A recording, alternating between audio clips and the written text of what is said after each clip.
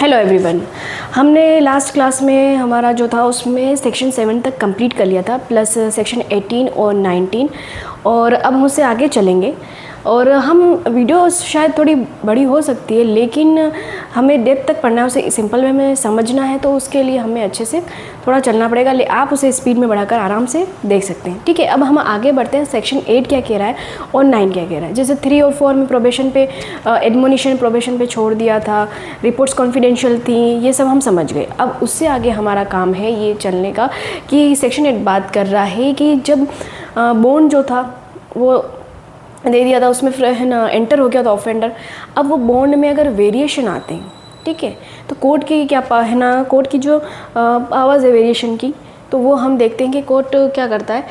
तो अब ये है कि सेक्शन 8 बात कर रहा है कि जब कोर्ट को लगता है, कोर्ट सेक्शन 4 में जब प्रोबेशन दे दिया था तो कोर्ट सेटिस्फाइड हो जाता है कि उसे प्रोबेशन ऑफिसर की एप्लीकेशन पर, यहाँ पे प्रोबेशन ऑफिसर की जो है एप्लीकेशन दी जा रही है, किस लिए, वेरिएशन के लिए।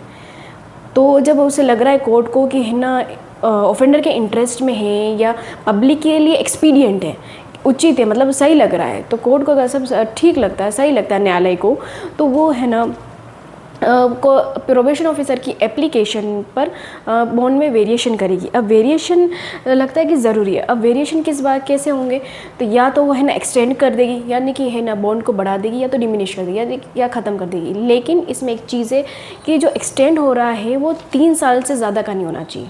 ठीक है, 3 साल से ज़्यादा का कब से, तो वो जो ओरिजिनल ऑर्डर पास किया था, जब से ओरिजिनल ऑर्डर की जो था तब से, या तो अल्टरेशन जो हुआ था कंडीशन में तब से। ठीक है, तो ये वेरिएशन होंगी। अब उसके बाद ये है कि वेरिएशन करने से पहले कोर्ट है ना ऑफेंडर और श्योरिटी दोनों को सुनेगा, बिना सुने वेरिएशन नहीं होगी। ठीक है, बदलाव नहीं होगा। अब उसके बाद ये है कि जो अब श्योरिटी है, अब जो वेरिएशन हो रही है तो वो वहाँ पर अब सब सेक्शन 2 हमारा क्या कह रहा है कि श्योरिटी ने मना कर दिया कि है ना उसके वो कंसेंट नहीं दे रहा है कि भाई मैं वेरिएशन में इस कंडीशन में, उसने मना कर दिया कि मैं इस बॉन्ड के लिए रेडी नहीं हूँ।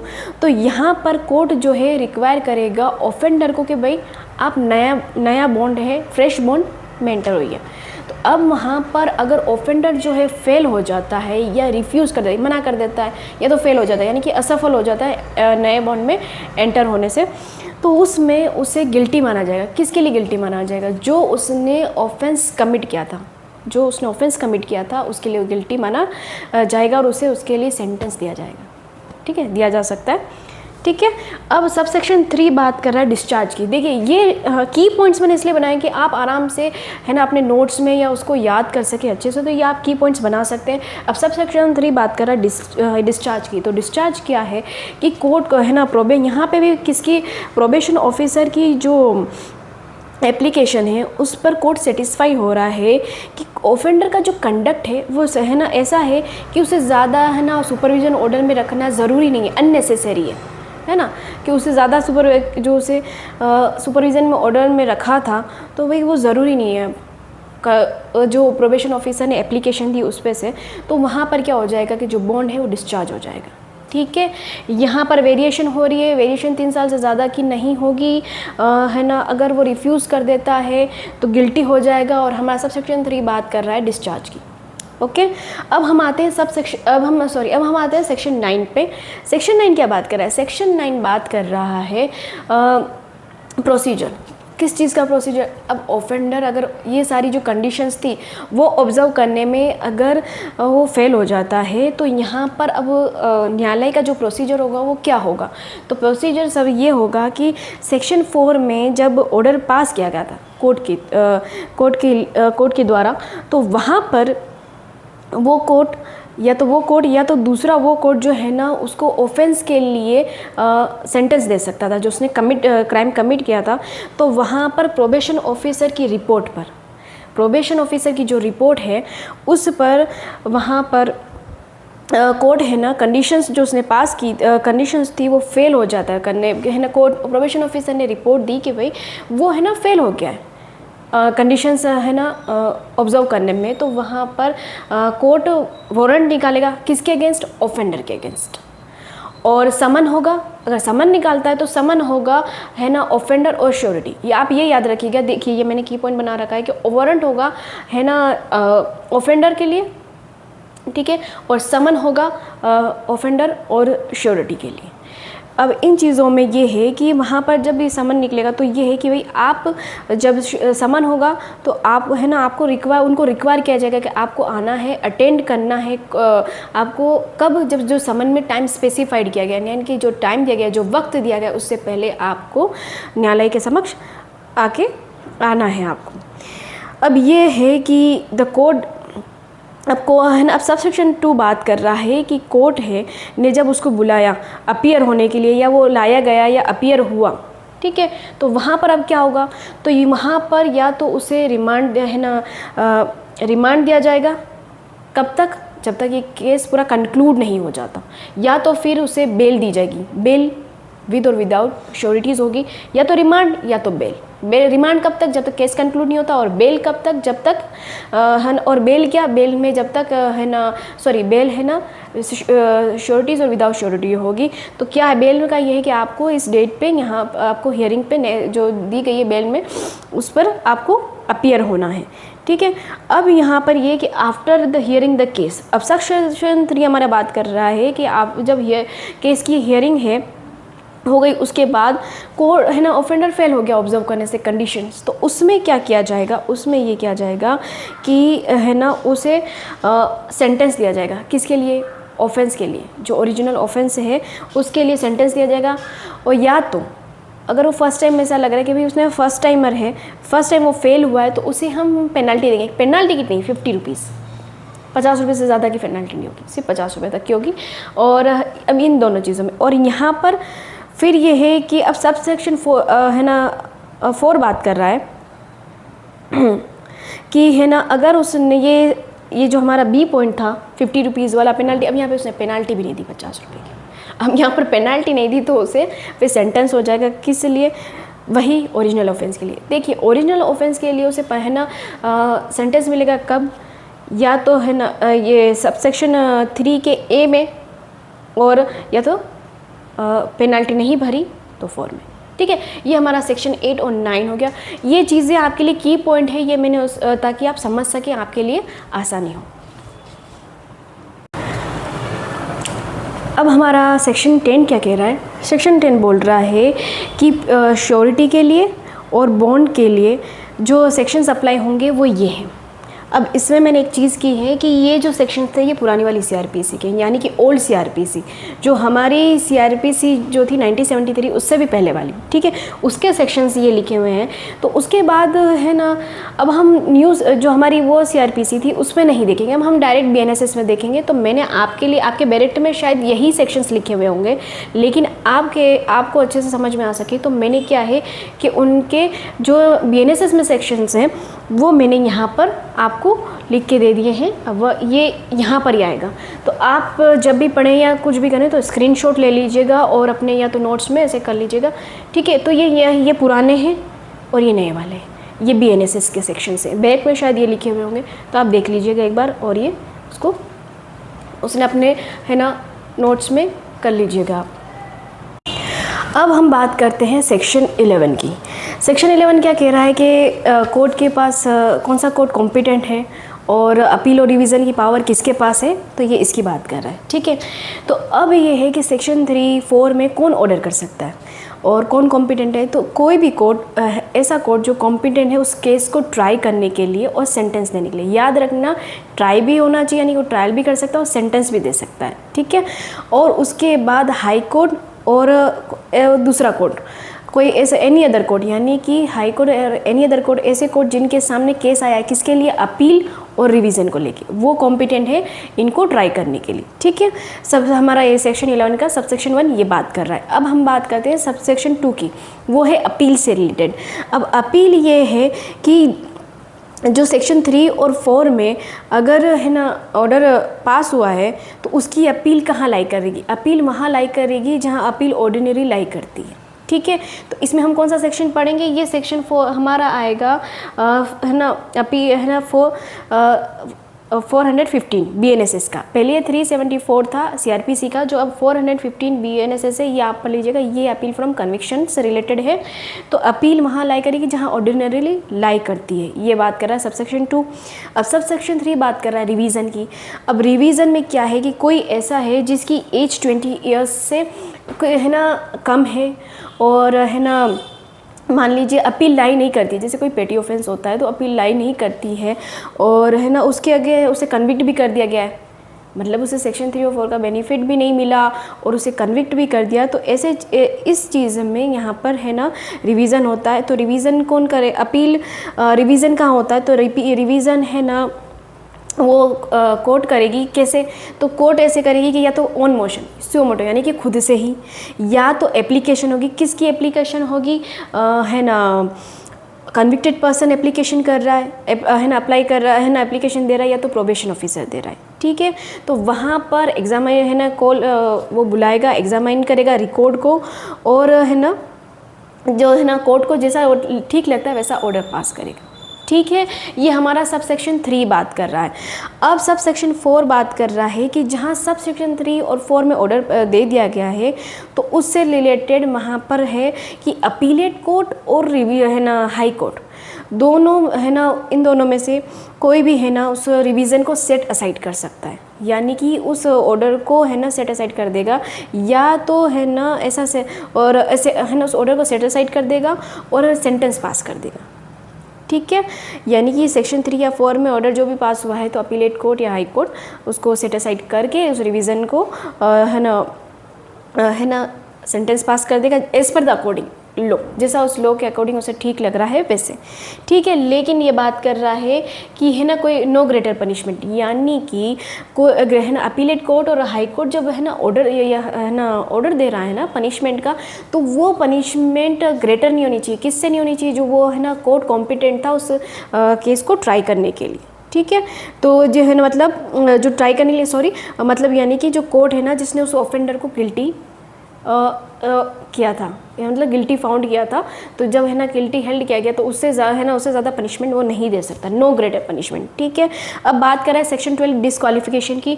डिस्क्वालिफिकेशन का मतलब ये है कि कोई है ना सेक्शन 3 या 4 में अगर किसी को है ना जब बेनिफिट दिया गया है तो उसे वो डिस्क्वालिफिकेशन सफ़र नहीं करेगा।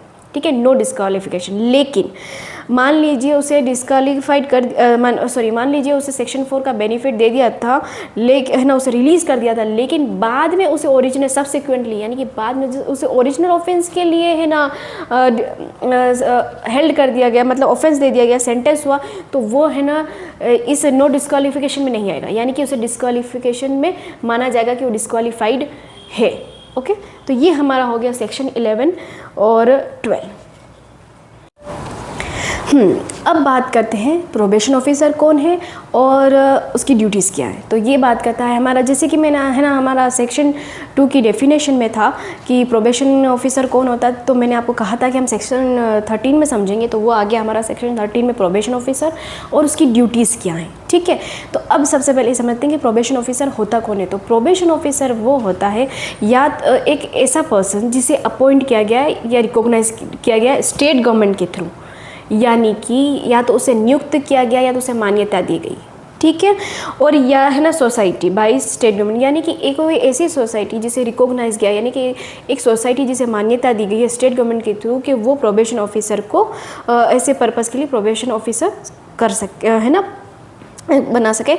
और इन एक्सेप्शनल केसेस में, यानी कि अपवाद है, एक्सेप्शन केसेस में कोर्ट के ओपिनियन में कोई ऐसा है ना ऐसा व्यक्ति जो कि है ना प्रोबेशन ऑफिसर के लिए फिट बैठता है स्पेशल सर्कमस्टेंसेस में। ठीक है, तो कौन? 3, एक तो स्टेट गवर्नमेंट करेगी, या तो सोसाइटी जो रिकॉग्नाइज की गई है स्टेट गवर्नमेंट के बिहाफ पे वो, या तो कोर्ट करेगी जिसे जिसे लगता है कि फिट है वो। ठीक है, अब हमारा सब सेक्शन 2 बात कर रहा है कि कोर्ट और डिस्ट्रिक्ट मजिस्ट्रेट। सेक्शन है ना 4 में सुपरविजन का ऑर्डर दे सकते हैं, जो हमें 1 साल तक का सुपरविजन का जो ऑर्डर था ना वो ऑर्डर दे सकता है, प्रोबेशन ऑफिसर को अपॉइंट कर सकता है और सुपरविजन का ऑर्डर दे सकता है। इसे है ना सुपरविजन की ऑर्डर और की बात कर रहा है, ठीक है। कौन? जो कोर्ट है ना पास कर सकता है ऑर्डर सेक्शन 4 में, और डिस्ट्रिक्ट मजिस्ट्रेट, ठीक है।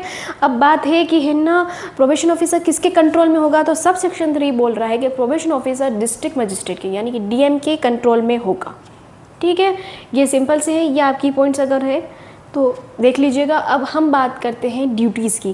क्या प्रोबेशन ऑफिसर का काम क्या है, उसकी ड्यूटीज़ क्या है? तो प्रोबेशन ऑफिसर की ड्यूटीज़ है कि वो इंक्वायरी करेगा किस as per the direction of court, यानी कोर्ट ने उसे जैसा डायरेक्ट किया है उस हिसाब से वो इंक्वायर करेगा। और किसके बारे में? तो जो होम सराउंडिंग्स हैं यानी कि उसके घर के जो उसके हो है ना जो पर्सन है अक्यूज है उसके होम सराउंडिंग के बारे में और उसके बारे में इंक्वायरी करेगा, और जो रिपोर्ट है वो कोर्ट को सबमिट करेगा, सबसे पहला काम, ठीक है। अब सुपरवाइज करेगा किसके बारे में? कि प्रोबेशनर्स जो हैं उनको या उनसे रिलेट है ना अदर पर्सन जो हैं जो सुपरविजन के अंडर दिए गए हैं वो है ना सुपरवाइज करेंगे किसको? तो प्रोबेशनर है ना जिसे प्रोबेशन पे छोड़ा किया है जैसे है ना, और सूटेबल एम्प्लॉयमेंट जो होता है उसके लिए है ना वो ढूंढेंगे। अब तीसरा है एडवाइस और असिस्ट करेंगे, किस लिए? सीसी यानी कि कंपनसेशन इन कॉस्ट, जो कंपनसेशन और कॉस्ट देना था ना उसको जो है ना जिससे इस ऑफेंस से जो कम है ना अफेक्ट हुए हैं, और तो उससे रिलेटेड ऑर्डर जो कोर्ट ने दिया है कंपनसेशन और कॉस्ट का, तो यहाँ पे है ना प्रोबेशन ऑफिसर है वो एडवाइस और असिस्ट करेगा कि भाई आपको ऐसा ऐसा इस तरह से करना है, और ये वापस से एडवाइस और असिस्ट किया जाएगा किस चीज़ से? तो अंडर सेक्शन 4 में, यानी कि है ना जब उसे पर्सन को जिसको रिलीज़ किया गया तो उसे एडवाइस करेगा, असिस्ट करेगा उन सारी चीज़ों से रिलेटेड जिससे उसे असिस्टेंस चाहिए, ठीक है। और परफॉर्म सच अदर ड्यूटीज़ यानी कि जो अदर ड्यूटीज़ उसे लगती हैं प्रिस्क्राइब की गई हैं, तो वो है ना हमारा जो ये प्रोबेशन ऑफिसर है वो अदर ड्यूटीज़ परफॉर्म करेगा, ठीक है। ये हो गया हमारा है ना प्रोबेशन ऑफिसर, और ये हो गया हमारा उसकी ड्यूटीज़। तीन तरह से है ना उसे अपॉइंट प्रोबेशन ऑफिसर को अपॉइंट किया जाएगा। कंट्रोल में वो डीएम के रहेगा, सुपरविजन ऑर्डर है ना कोर्ट पास करेगी, और है ना जो कोर्ट सेंटेंस है ना कोर्ट है जो अंडर से है ना जिसने ऑर्डर पास किया वो सुपरविजन ऑर्डर पास करेगी और डीएम पास करेगा, और यहाँ पे इंक्वायरी की जाएगी है ना इंक्वायर किया जाएगा, सुपरवाइज किया जाएगा, एडवाइस और असिस्टेंस दिया जाएगा कंपनसेशन और कॉस्ट से रिलेटेड, और एडवाइस और असिस्ट किया गया अंडर सेक्शन 4 में किया जाएगा उसे जब रिलीज़ किया गया है, और अदर ड्यूटीज़ जो प्रिस्क्राइब की गई हैं वो क्या। ये आपको चीज़ें स्पेशली याद रखनी है, ये समझने भी है ना समझना भी इसको ज़रूरी है, और ये एग्ज़ाम में भी आ सकता है और इम्पोर्टेंट है। प्रोबेशन ऑफिसर कैसा अपॉइंट होता है और उसकी ड्यूटीज़ क्या हैं, ठीक है। अब हम बात करेंगे सेक्शन 15 की, 16 की और 17 की। सेक्शन 15 बात करता है कि probation officer to be a public servant, यानी कि प्रोबेशन ऑफिसर जो है वो पब्लिक सर्वेंट कैसे? तो यानी कि हर एक प्रोबेशन ऑफिसर जो अपॉइंट किया गया है इस एक्ट के लिए वो पब्लिक सर्वेंट माना जाएगा, ठीक है। अब कैसे? With in the meaning of section 2 of sub section 28 of BNS। पहले ये under 21 of IPC 21 of section 21 of IPC था, है ना। अब उसके बाद जैसे आपको पता है IPC को है ना रिप्लेस करके BNS आ गया हमारे पास। तो यानी कि कोई भी जो है वो इस एक्ट के अंदर प्रोबेशन ऑफिसर है ना अपॉइंट हुआ है वो सेक्शन 2 सबसेक्शन 28 BNS के अंदर है ना उसे पब्लिक सर्वेंट माना जाएगा। ये सेक्शन 15 बात करता है, बस आपको ये स्पेशली ये याद रखना है, ठीक है। अब सेक्शन 16 क्या बात करता है कि नो एक्शन यानी कि है ना कोई भी एक्शन नहीं लिया जाएगा। किसके अगेंस्ट? क्यों नहीं लिया जाएगा? अरे भाई इसलिए नहीं लिया जाएगा क्योंकि उसने गुड फेथ में काम किया है। अब गुड फेथ में किसने काम किया है?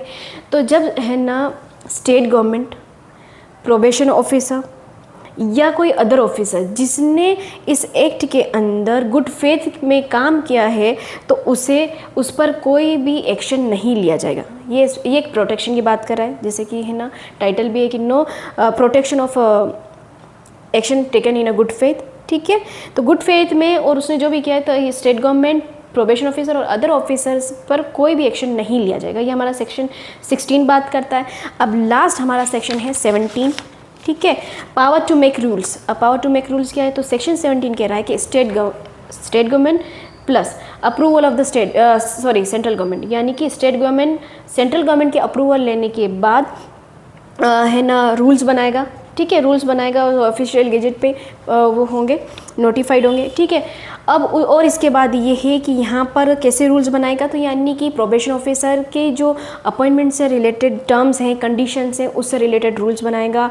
प्रोबेशन ऑफिसर की जो ड्यूटीज़ हैं है ना, उसके ऊपर इस एक्ट के अंदर उसके ऊपर क्या ड्यूटीज़ हैं उस पर सबमिशन रिपोर्ट सबमिट करेगा, है ना, सॉरी रिपोर्ट सबमिट करने के ऊपर। और फिर मैंने जैसे आपको बताया कि सेक्शन 13 में सेक्शन 13 जो हमारा प्रोबेशन ऑफिसर था, जिसमें एक सोसाइटी रिकॉग्नाइज्ड की गई थी जो प्रोबेशन ऑफिसर को अपॉइंट कर सकती है, तो उस सोसाइटी की कंडीशन से रिलेटेड, यानी कि सेक्शन 13 के सब सेक्शन 1 के बी क्लोज में जो सोसाइटी थी उस पर वहाँ पर उससे रिलेटेड जो कंडीशंस हैं वो उस पर रूल बनाएगा। और पेमेंट है, रेम्यूनरेशन है, किसके एक्सपेंसेस है, किसके प्रोबेशन ऑफिसर के, उससे रिलेटेड, और है ना जो भी है है ना सोसाइटी है जो प्रोवाइड करी प्रोबेशन ऑफिस, उससे रिलेटेड रूल बनाएगा, ठीक है।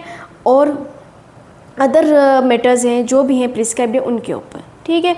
और यहाँ पर जो भी है ऑल मैटर्स जो भी है और rules be laid before the state legislature और पब्लिश्ड, यानी कि जितने भी रूल्स हैं वो स्टेट लेजिस्लेचर के सामने आ रखे जाएंगे और है ना पब्लिश्ड किए जाएंगे, ठीक है, लिखे जाएंगे द्वारा, ठीक है। ये हो गया हमारा। अब हमारा सेक्शन 17 तक, इसलिए 18 और 19 इसलिए नहीं कि हमने शुरुआत में सेक्शन 18, 19 कंप्लीट कर लिया था। और हमारा पर्पज़ है कि यहाँ पर है ना इस एक्ट को, मतलब यानी कि मेरे वीडियो एक्ट को अच्छे से समझाने का इजी वे में, सिंपल वे में, ताकि आप तक बात पहुंच जाए, मतलब उसको डिफ़िकल्ट बनाना नहीं है, ताकि आप आराम से उस एक्ट को समझ जाएं। और उसके बाद आप एक दो बार जब खुद ही डायरेक्ट में रिवाइज आप पढ़ेंगे और वीडियो देखेंगे या एक दो बार आप खुद पढ़ेंगे तो आपको आराम से समझ में आना। इस मतलब बस ये है कि सिंपल वे में आप तक इस लॉ को समझाना, ठीक है। Okay, thank you so much.